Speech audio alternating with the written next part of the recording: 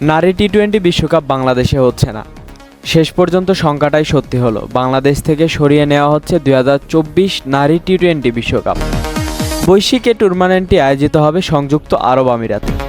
এখনও আনুষ্ঠানিক বিবৃতি আসেনি, তবে আইসিসির এক ভার্চুয়াল বোর্ড মিটিংয়ে মঙ্গলবার এমন সিদ্ধান্ত হয়েছে বলে জানিয়েছেন ক্রিকেট ভিত্তিক সংবাদ মাধ্যম ক্রিকবাজ। গত মাসের মাঝামাঝি সময়ে কোটা বিরোধী আন্দোলন গণ আন্দোলনের রূপ নেওয়ার সময় থেকে বাংলাদেশে মেয়েদের এই আসর বসা নিয়ে শঙ্কা তৈরি হয়ে সময় যতই গড়াচ্ছিল ততই ব্যাপারটা বাংলাদেশের নাগালের বাইরে চলে যাচ্ছিল। এরই মধ্যে শেখ হাসিনা সরকারের পতনের পর অন্তর্বর্তীকালীন সরকারের পক্ষ থেকে আসার কথা শোনানো হয়েছিল।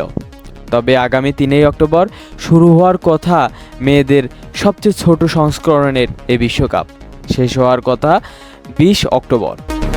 বাংলাদেশের আসরটি আয়োজন নিয়ে শঙ্কা তৈরি হলেও সম্ভাব্য আয়োজক হিসেবে আসে ভারতের নাম, কিন্তু তারা অপারগতা প্রকাশ করলে উঠে আসে সংযুক্ত আরব আমিরাত ও জিম্বাবুয়ের নাম।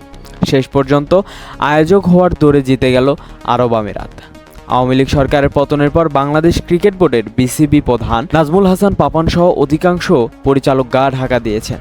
তাদের নামে নানান অনিয়মের অভিযোগ অনেক আগে থেকেই। দেশের পরিবর্তিত এই পরিস্থিতিতে বিসিবিতে পরিবর্তনের দাবি জোরালো।